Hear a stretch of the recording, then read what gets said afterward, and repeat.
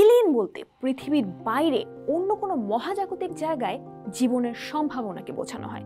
এটি হতে পারে ক্ষুদ্র অণুজীব থেকে শুরু করে আমাদের চেয়ে কোটি গুণ উন্নত সভ্যতা।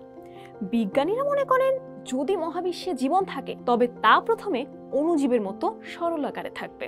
মঙ্গল গ্রহে অতীতে পানির অস্তিত্ব ছিল, যা সেখানে প্রাচীন জীবাশ্ম থাকার সম্ভাবনা তৈরি করে। বৃহস্পতির উপগ্রহ ইউরোপা এবং শনির উপগ্রহ এনসেলাডাসে বরফের নিচে বিশাল সমুদ্রের অস্তিত্ব প্রমাণিত হয়েছে। এই পানির নিচে হয়তো এমন জীব রয়েছে যাদের সঙ্গে আমাদের পৃথিবীর কোনো মিলই নেই। অন্যদিকে কল্পনা ও সায়েন্স ফিকশনের বড় অংশ জুড়ে রয়েছে বুদ্ধিমান এলিয়েনের ধারণা। তারা হতে পারে প্রযুক্তিগতভাবে আমাদের চেয়ে বহুগুণ এগিয়ে, তাদের দেহ গঠনের ধরন সম্পূর্ণ ভিন্ন হতে পারে। কারো হয়তো চোখ নেই, কেউ আলো শোষণ করে শক্তি পায়, আবার কেউ শব্দের বদলে চিন্তার তরঙ্গে যোগাযোগ করে। মানুষ সবসময় কল্পনা করে এসেছে যদি হঠাৎ এমন কোনো প্রাণীর সঙ্গে সাক্ষাৎ হয় কেমন হবে সেই মুহূর্ত। এলিয়েন খোঁজা কেবল কৌতূহলের খেলা নয়, এর সঙ্গে জড়িয়ে আছে মানব জাতির গভীর প্রশ্ন, টিকে থাকার আকাঙ্ক্ষা এবং ভবিষ্যতের সম্ভাবনা। সবচেয়ে বড় প্রশ্ন, আমরা কি মহাবিশ্বে একা?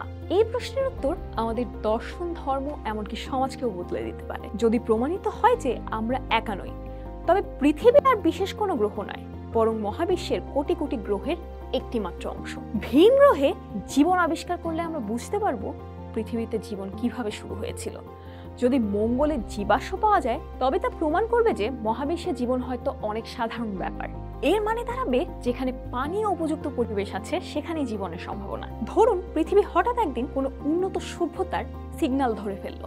সেই সিগন্যালে হয়তো রয়েছে শক্তি উৎপাদনের নতুন পদ্ধতি, যা চিরকালের জন্য বিদ্যুৎ সমস্যার সমাধান করে দেবে। এমনকি হয়তো তারা মহাকাশ ভ্রমণের এমন প্রযুক্তি শেয়ার করবে যা দিয়ে আমরা একদিন অন্য নক্ষত্রপুঞ্জে যেতে পারবো। তবে ভয়ের দিকও আছে। যদি তারা আমাদের মতো না হয়, যদি তারা আমাদের টিকে থাকার জন্য হুমকি হয়ে দাঁড়ায়, এই ভয়ও কিন্তু মানুষকে এলিয়েন নিয়ে ভাবতে বাধ্য করে। মানবজাতির অনুসন্ধান থেমে নেই। একদিকে বৈজ্ঞানিক গবেষণা, অন্যদিকে কল্পনা, দুই মিলেই চলছে এলিয়েন খোঁজার চেষ্টা। সার্চ ফর এক্সট্রাটেরেস্ট্রিয়াল ইন্টেলিজেন্স, এটি হলো মহাবিশ্বে বুদ্ধিমান প্রাণীর সিগন্যাল খোঁজার প্রকল্প।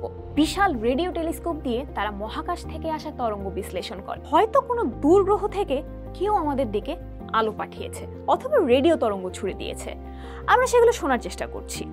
নাসার পার্সিভারেন্স রোভার মঙ্গলের মাটিতে ঘুরে বেড়াচ্ছে, ছোট ছোট পাথরের মধ্যে খুঁজছে জীবনের সম্ভাবনা। আবার ইউরোপা বা এনসেলাডাসের বরফ ভেদ করে সমুদ্রের ভেতরে পাঠানো হতে পারে ক্ষুদ্র সাবমেরিন রোবট, যা হয়তো জীবনের প্রথম চিহ্ন আবিষ্কার করবে। আমাদের সৌরজগতের বাইরেও হাজার হাজার গ্রহ আবিষ্কৃত হয়েছে, যাদের বলা হয় এক্সোপ্ল্যানেট।